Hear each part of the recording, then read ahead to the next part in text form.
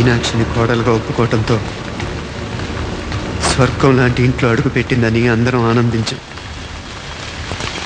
కానీ మీనాక్షిని సాక్షాత్ నరకంలో వదిలిపెట్టొచ్చామని కల్లో కూడా ఉంచలేకపోయాం.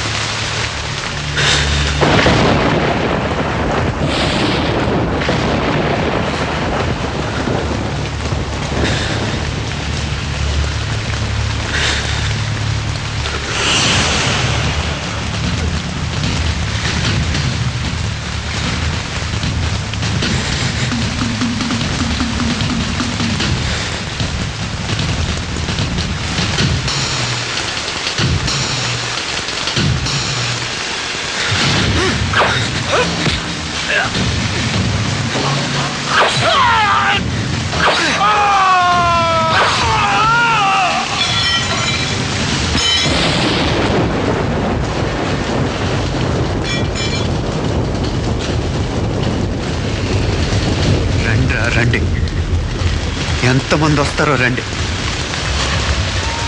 అంతు చూస్తా.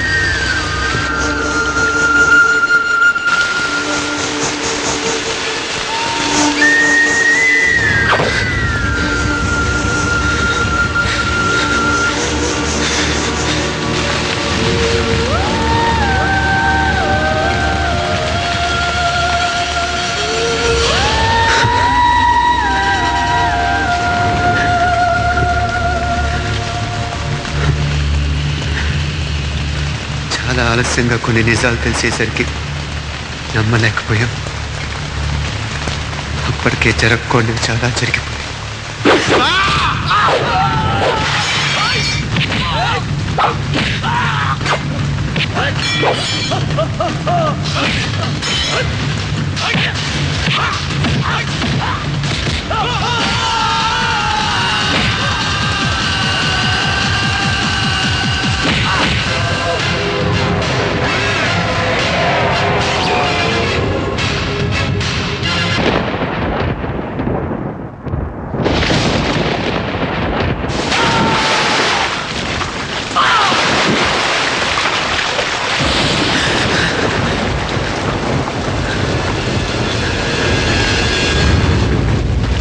పెళ్ళైపోయాక ఎవరు గొడవల్లో వాళ్ళు పడిపోయి తోబుట్టు నిర్లక్ష్యం చేసుకునే పరిస్థితి వస్తే ఇంకా రక్తానికి నీళ్ళకి తేడా ఉంటుంది.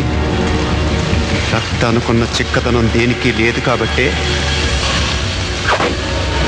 సలసలా కాగిపోతుంటుంది.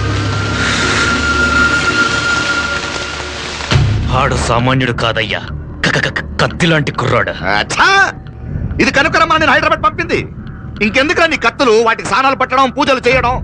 ఏదో నీ ఫోటో చూస్తేనే గుండెకి చస్తాడన్నావు, ఏమైంది? మమ్మల్ని చూడలేక మొహం అట్టేపు తిప్పమే. వేండా అయ్యా, వాడిని చంపేదాకా నా మొహం మీకు చూపించలేను.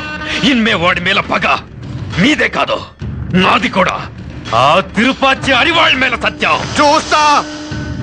కిలికిరియో ఏదో సరదా పడ్డాడు, మోజు తెలుసుకుంటాడంటే ఇప్ప పారే మనోడు ఏకంగా కడుపు చేసినాడు.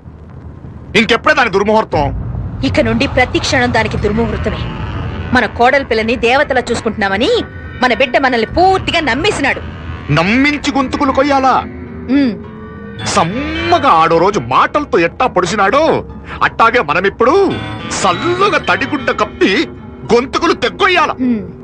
ఆ కవన పిల్లలిద్దరికి కాలం సల్లగొట్టాలా? పోడు.